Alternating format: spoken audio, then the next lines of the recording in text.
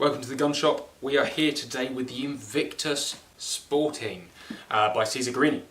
A gun they say can shoot 1 million rounds. So we're going to take it and shoot no rounds through it because this isn't a demo gun. And I don't have £1 million. No, what is it going to take to shoot 1 million rounds? Best part 200 grand. I don't have that. Nor do I have the time to shoot 1 million rounds through it. However, I believe them. They're not really out generally to put false claims about. So, we're here with the Invictus one, and I'm going to tell you why it's called the Invictus and why it's good and a few things about it. It's called the Invictus because it employs the new Guerini Invictus technology. Invictus is a very overused sales word these days from the Invictus games. Not as a sellable thing, that's a really honourable and worshipful thing. But you know, it's just a good, inspiring word, and that's great. It's called the Invictus one. It's called Invictus because they've employed new locking technology. What you have here on the side, these are Invictus cams.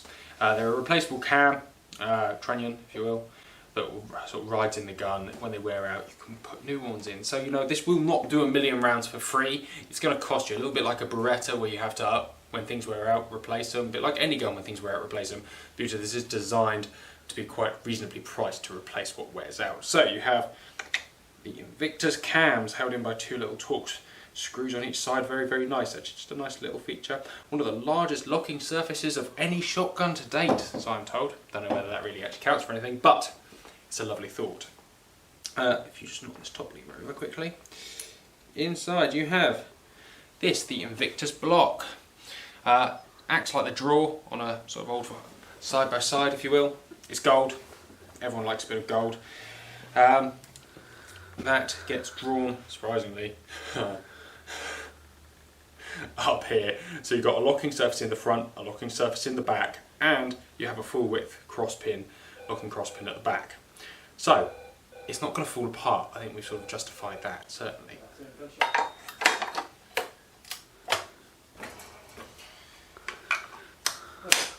When you fire a shotgun, all of the pressure, surprisingly, goes back into your shoulder, but it doesn't really. The pressure comes back off the cartridge, pushes the barrel forward, and pushes it off of this, the action. So when a gun becomes something called off the face, this is when you can see a bit of light between this and that. It's really unsafe to shoot. It's no longer a gas-tight seal. However, there's varying levels of that. It's either not on or off. You get it slowly coming off. The whole point of this design is to keep it as tight as possible to the back of the action. Very clever, very, very clever indeed. And obviously when these things wear out, you replace them and that will tighten them back up. Rather delightful technology, right? Maybe a little bit overdue in a gun like this, however, generally just fantastic. Don't worry for those who don't have the Invictus Guerini with the Invictus system in.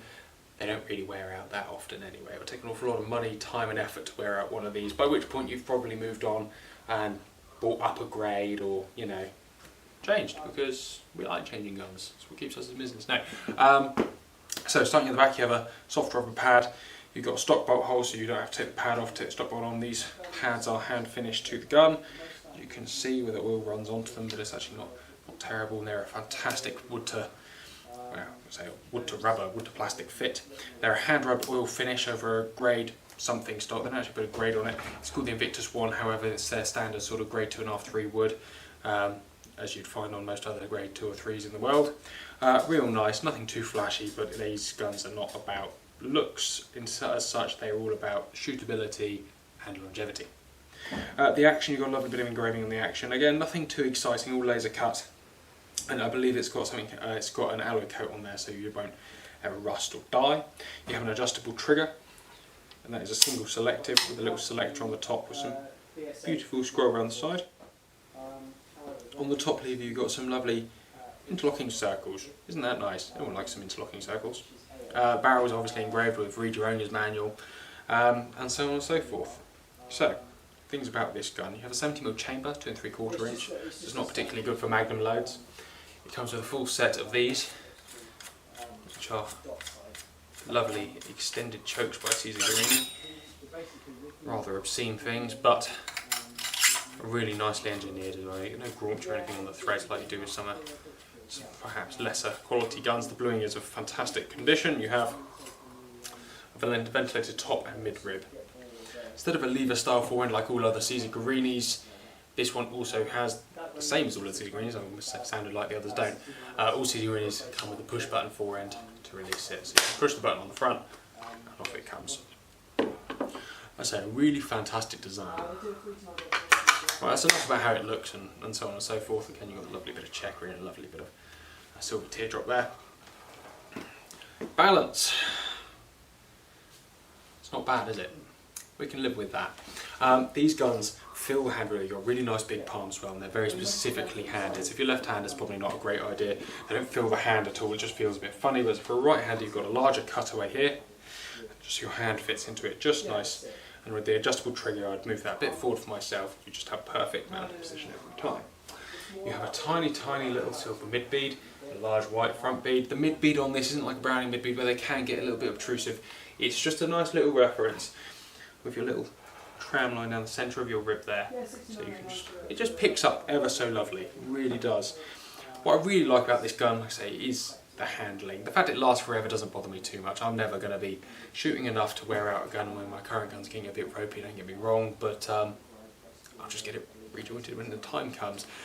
It would be nice to have something like this where when it gets to that point, I'll just buy some new bits, plonk them in and job done. But it is nothing new, like I say. Beretta have been doing it for a long time, and although I would say this is a slightly more thought out system perhaps, I don't want to ruffle any feathers, I do think it's a more thought out system. It is nothing new, it's just a nice thing, and it is a nice thing. This is also available in a grade 5 called the Invictus 5 and the Invictus 5 High Pheasant with great big relief in there. That's a really nice looking gun, but this gun, like I say, this isn't about looks, this is about a gun that will shoot very, very well, balances perfectly neutral, fills your hand lovely, swings just so. A bit small for me, as you might have just seen. However, as guns go, they're all too small for me. This is a really lovely piece of engineering. It's a cracking target shotgun. I believe they brand it as a target shotgun. It is a clay shooting gun. I have sold a few to people for high pheasant shooting, and the weight and everything they hold together actually does make them quite a good high pheasant gun. However, more broadly, this is a all-round beautiful sporting shotgun. There are variants, there's a trap variant, a step-up rib variant, an adjustable cone variant, and all sorts of other things. However, this is a nice, pure and simple step into it, go shooting gun. All for just over £3,000. I think they're about 3.25 at the moment, as of 2017 January. Go for try one. There's plenty around to try at a few shooting grounds. Come here, have a handle of it. I can guarantee you they shoot very well without actually taking one out of the shop. You'll probably fall in love with it. They are fantastic. And I say at the price, you can't moan for a gun that is competing very, very well in its class. Guerini is another fantastic sporting gun.